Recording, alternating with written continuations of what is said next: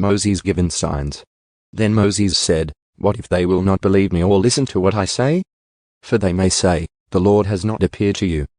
The Lord said to him, What is that in your hand? And he said, A staff. Then he said, Throw it on the ground.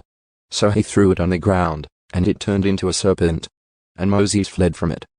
But the Lord said to Moses, Reach out with your hand and grasp it by its tail. So he reached out with his hand and caught it, and it turned into a staff in his hand, so that they may believe that the Lord, the God of their fathers, the God of Abraham, the God of Isaac, and the God of Jacob, has appeared to you. The Lord furthermore said to him, Now put your hand inside the fold of your robe. So he put his hand inside the fold, and when he took it out, behold, his hand was leprous like snow. Then he said, Put your hand inside the fold of your robe again. So he put his hand into the fold again, and when he took it out of the fold, behold, it was restored like the rest of his flesh.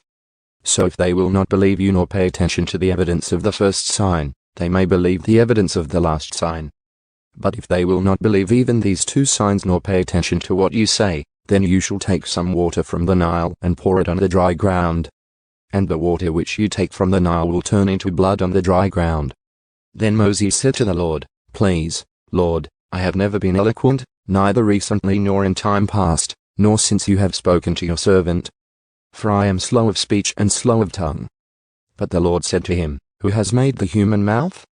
Or who makes anyone unable to speak or deaf, or able to see or blind? Is it not I, the Lord? Now then go, and I myself will be with your mouth, and instruct you in what you are to say.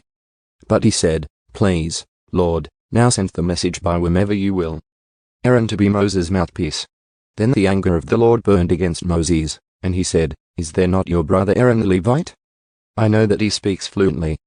And moreover, behold, he is coming out to meet you. When he sees you, he will be overjoyed. So you are to speak to him and put the words in his mouth. And I myself will be with your mouth in his mouth, and I will instruct you in what you are to do. He shall speak for you to the people. And he will be as a mouth for you, and you will be as God to him. And you shall take in your hand this staff, with which you shall perform the signs.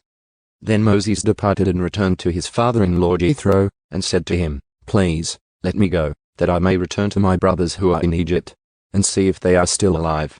And Jethro said to Moses, Go in peace. Now the Lord said to Moses in Midian, Go back to Egypt, for all the men who were seeking your life are dead. So Moses took his wife and his sons, and mounted them on a donkey, and returned to the land of Egypt. Moses also took the staff of God in his hand.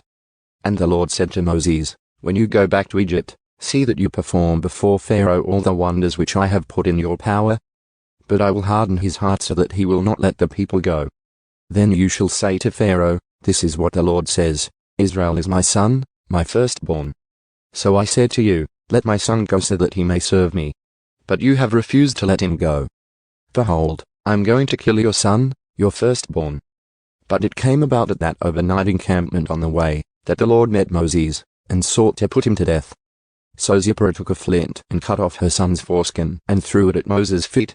And she said, You are indeed a groom of blood to me. So he left him alone. At that time she said, You are a groom of blood, because of the circumcision. Now the Lord said to Aaron, Go to meet Moses in the wilderness. So he went and met him at the mountain of God and kissed him. Moses told Aaron all the words of the Lord with which he had sent him, and all the signs that he had commanded him to do. Then Moses and Aaron went and assembled all the elders of the sons of Israel. And Aaron spoke all the words which the Lord had spoken to Moses. He then performed the signs in the sight of the people.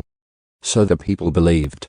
And when they heard that the Lord was concerned about the sons of Israel, and that he had seen their affliction, they bowed low and worshipped.